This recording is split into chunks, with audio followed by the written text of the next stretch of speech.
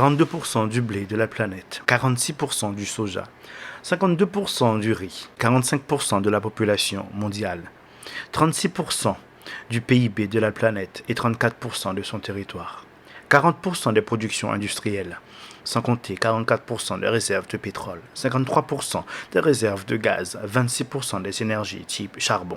En effet, nous parlons bien des BRICS. Et ils s'agrandissent et aujourd'hui deviennent BRICS+. Les BRICS ont lancé un système de paiement créé pour concurrencer les accords de Bretton Woods. Souvenez-vous, ce sont les accords de Bretton Woods qui ont fait en sorte que les États-Unis règnent en maître incontesté de la planète. Ce sont les accords de Bretton Woods qui ont fait du dollar l'arme la plus efficace de la planète. Aujourd'hui, nous assistons à des événements historiques sans même s'en rendre compte. Je suis persuadé que dans 10, 20, peut-être dans 50 ans, on dira que 2024, le sommet des BRICS a été un moment historique de notre histoire. Je pense que c'est important de garder un œil très très ouvert sur ce qui se passe du côté des BRICS. Tous ces pays qui se sont sentis opprimés vont essayer de se joindre pour faire face à l'hégémonie américaine. Donc on va garder un œil très très ouvert sur ce qui se passe du côté des BRICS, non seulement cette histoire de Troisième Guerre mondiale, mais aussi nous, du côté où on peut influencer, du côté des investissements. De l'autre côté, nous avons les élections américaines. Nous savons pertinemment que voilà, les Américains ont préparé la fin du dollar. Ils savent très bien que le dollar est en danger. C'est pour ça que ce soit l'USDC ou l'USDT sont les plus gros détenteurs du bon du trésor américain. À travers les actifs numériques, les États-Unis cherchent à se protéger. Ils cherchent à protéger leur hégémonie. Ceux qui pensent encore que le Bitcoin n'a pas été lancé par eux, ils sont très naïfs. Je sais, j'ai été naïf pendant très longtemps aussi. Aujourd'hui, j'essaie de faire plus attention parce qu'on peut croire à la bonté du monde en étant prudent. Donc oui, l'élection présidentielle est extrêmement importante. Donald Trump sait très bien ce qu'il fait en disant que le Bitcoin est important et qu'il va backer le dollar américain. Donc ma pensée, c'est qu'il faudra faire très attention à TP, il ne faut pas culpabiliser, il ne faut pas être trop gourmand, il faut viser ses objectifs et sortir déjà en priorité l'argent investi. Et si on arrive à sortir assez d'argent pour nos objectifs, on peut potentiellement se mettre à l'abri. When everything is taken away from you, what do you miss the most? What I found is actually it's the human connection that I miss the most. So I miss my kids, my family, my friends. Et là, on a le discours de CZ, sorti de prison, la première interview qu'il fait. Il nous dit que quand tout vous a été pris, les choses qui vous manquent le plus, ce sont les choses simples, la famille, les amis et surtout l'interaction avec les gens. Bon, mon point de vue avec cette histoire de CZ, concrètement, les amis, pour moi, c'est du mytho. Il nous dit qu'il était en prison et qu'il n'a pas eu à manger, il a manqué de nourriture, il a dû faire des pompes, il a eu des collègues. Les amis, il y a des mecs qui sont à Fleury, là, qui sont à Fresnes. Les gars, c'est des petites Kairas. Et ils ont des frigos, ils ont des armoires, ils ont des chaussures, ils ont des télés, ils ont internet, ils ont des téléphones portables, ils ont absolument tout. Et ce mec, qui est l'un des hommes les plus riches au monde, va nous dire qu'en prison, il a manqué. Non, mais sérieusement, je crois qu'on se fout de nous. Pour moi, on avait juste besoin de lui prendre l'exchange pour pouvoir le contrôler, mais il y a un jeu là-dedans. Mais peu importe que ce soit vrai ou faux, ce qui nous intéresse, ce sont les implications sur le marché. Maintenant, je vais vous présenter 3 actifs que j'ai tirés de la précédente vidéo sur les 21 cryptos qui font partie de mon wallet. Je vais vous expliquer pourquoi est-ce que je vais commencer à sortir et quelles sont les variables qui me poussent à penser ça. Premièrement, on commence par penser que lors du précédent bull run, on le voit ici, aujourd'hui, la capitalisation boursière de toutes les cryptos est à 2,24 trillions. Or que lors du précédent, nous avions une capitalisation qui était à hauteur de 2,86 trillions. Nous sommes quasiment à l'ATH de la capitalisation boursière de l'écosystème. Et regardez, il ne se passe absolument rien. Nous n'avons pas de pub, nous n'avons pas d'euphorie, nous n'avons pas de protocole qui se lance, nous n'avons pas de shit à tout bout de champ. Bon, le bull run des meme coins a commencé, mais ce n'est pas mon domaine. Maintenant, partons du postulat, partons de l'idée que l'écosystème crypto-monnaie pourrait valoir 10 trillions sur ce bull run. Je sais, j'abuse. Mais vous savez, BlackRock, c'est énorme. Encore une fois, c'est le pays le plus grand au monde. BlackRock, State Street, Vanguard, ce sont les maîtres du monde. Et ils sont dans la crypto. Et encore, on a des gros fonds qui ne sont pas encore arrivés. Le climat mondial, le climat géopolitique, ces guerres, c'est une extrême peur. C'est un contexte vraiment très compliqué. Et nous avons besoin de protéger nos actifs. Vous vous êtes rendu compte à quel point les pays ont commencé à emmagasiner de l'or, à acheter de l'or comme des fous. Mais nous, les particuliers, on va falloir se protéger aussi. Et la crypto va donner cette opportunité. Donc, non seulement les taux ont été baissés, non seulement Le climat de peur va pousser les gens à investir, mais les personnes qui ont de l'argent vont vouloir avoir un rendement rapide et puissant sur cet argent. Donc, on va se retrouver avec une capitalisation monstrueuse. Et concrètement, 10 000 milliards, je pense que c'est pas abusé. Bon, je vous avoue que j'ai tiré ce point de vue de Raoul Pal. Maintenant, on va commencer avec Hedera Hbar. On arrive ici, on se retrouve sur Hedera Hbar. Vous savez, bon, si ça veut bien s'afficher, ça prend un peu de temps. Voilà, nous y sommes. Nous sommes sur le site d'Hedera Hbar. Vous savez à quel point je suis, depuis tout à l'heure, je parle pas au milieu de la caméra. Vous savez à quel point je suis bullish sur Hedera Hbar. Vous savez à quel point je crois que c'est un protocole extrêmement important. Non seulement ce protocole est rapide, vous avez déjà utilisé le wallet Hashpack, à quel point il est rapide.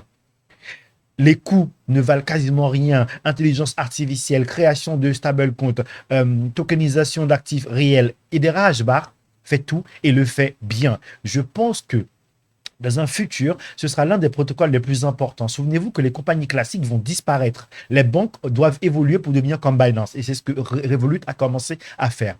Hedera Hbar sera l'une des compagnies les plus imposantes. Il y a 50 milliards de jetons existants. Nous le savons. L'ATH historique de Hedera Hbar, normalement, on l'a ici, l'ATH historique. Je crois que l'ATH de Hedera Hbar était à 0,57 centimes. Son all-time high, il l'a atteint en 2021 et il avait 0,57 centimes. Alors maintenant, si on estime, comme je l'estime, que le marché atteindrait les 10 000 milliards et que Hedera Hbar pourrait avoir une capitalisation boursière entre 15 et 20 000 milliards, eh bien, c'est un jeton qui est à 1,50 $.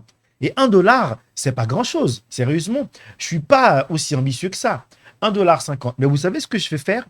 Moi, je vais commencer à sortir à 1 $. Mais je ne vais pas sortir à 1 $ parce que 1 $, c'est un chiffre rond et tout le monde va commencer à sortir à partir de 1 $. Donc, moi, 90, 95 centimes, boum, je sors concrètement une grosse partie, genre 30 à 40% de mon wallet. Et le reste, j'attends pour voir si ça pente. Mon idée personnelle, c'est que le marché est un piège pour nous attirer et pour nous enfermer, nous rendre encore plus esclaves. Mais il y a une opportunité. L'opportunité, c'est qu'on peut faire de l'argent et ensuite investir ailleurs ou bien aller dans un autre pays ou bien faire en sorte de fuir toutes ces complications ou bien trouver des très bons conseillers en patrimoine. Mais dans tous les cas, si vous n'avez pas de ressources, quels que soient vos projets, vous ne pouvez rien faire.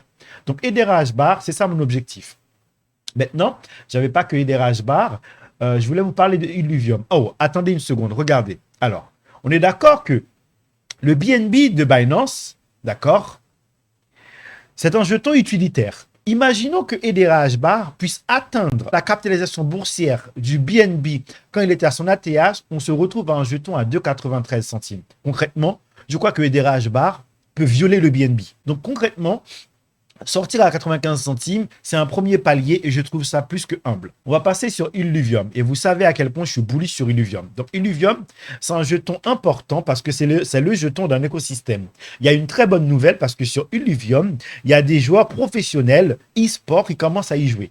Souvenez-vous, c'est un écosystème, il y a plusieurs jeux et il y en aura d'autres. Et ce même jeton sera utilisé pour tout cet écosystème. Mais ce qui est génial sur ce jeu, eh bien, c'est qu'il n'y a pas beaucoup de jetons illus. Regardez, on se retrouve avec une offre en circulation de 5 millions de jetons. C'est rien du tout. Offre maximum 8 millions. Si vous avez 50 illus, vous êtes bien. Et il est à 31 $. Il est encore moins cher qu'on était au plus fond du plus fond. Bon. Après, vous savez, bien évidemment, on ne peut pas savoir ce qui va se passer. Mais concrètement, je crois que Illuvium est important. Donc, à son ATH, Illuvium était à 1911. Si l'écosystème atteint les 10 000 milliards de dollars, Illuvium pourrait atteindre entre 3 500 et 5 000 $ le jeton. Bah, Illuvium, moi, je vais être patient parce que j'ai confiance. Je sais que c'est un truc sur le long run. Je sais pertinemment que c'est un écosystème. Je sais que c'est un truc important. Tant qu'il n'a pas dépassé son ancien ATH, j'attends tranquillement. Arrivé vers les 1800 $, je commence à sortir. Je sais, un truc qui est à 30 $, le mec, il attend qu'il soit à 1800 pour sortir. Il est un peu fou, ce Mansa, Williamson. Mais nous verrons bien. Maintenant, j'aime bien faire la comparaison avec le BNB. D'accord? Attendez, oui. Sur Illuvium, on a bien vu qu'il n'y avait pas beaucoup de jetons. Maintenant, si Illuvium atteint la capitalisation boursière du BNB aujourd'hui, il est à 13 000 $. C'est fou. Et s'il atteint la capitalisation boursière du BNB quand il était à son ATH, on est à 18 000 $. Non, mais concrète. Oh, j'avoue que 18 000, c'est quand même moi, j'y crois pas. Mais 1800 $, concrètement, moi, je serais prêt à commencer à sortir. Ensuite, le troisième jeton que je voulais vous présenter, mais pas prendre trop de temps dessus, je voulais vous parler de PP. Alors, PP, c'est très risqué, nous le savons très bien. J'ai même pas envie de le comparer à l'écosystème parce que c'est vraiment un projet de hype. Et souvenez-vous, plus la hype est forte, plus de projet est censé exploser. Donc, pour vous donner un objectif de sortie sur PP, je préfère attendre le contexte du marché.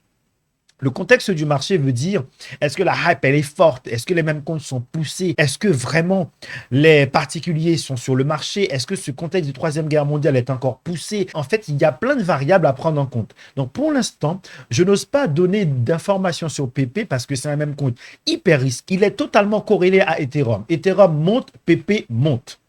Ethereum descend, PP chute plus encore. Je vais attendre le contexte du marché et ensuite, nous reviendrons dessus. Donc, il me reste encore 19 jetons à vous présenter. Dites-moi si cette forme de présentation vous convient. Je ne vais pas vous garder plus longtemps que ça. Je vous remercie pour le temps passé et rapidement, je vous retrouve. À très bientôt.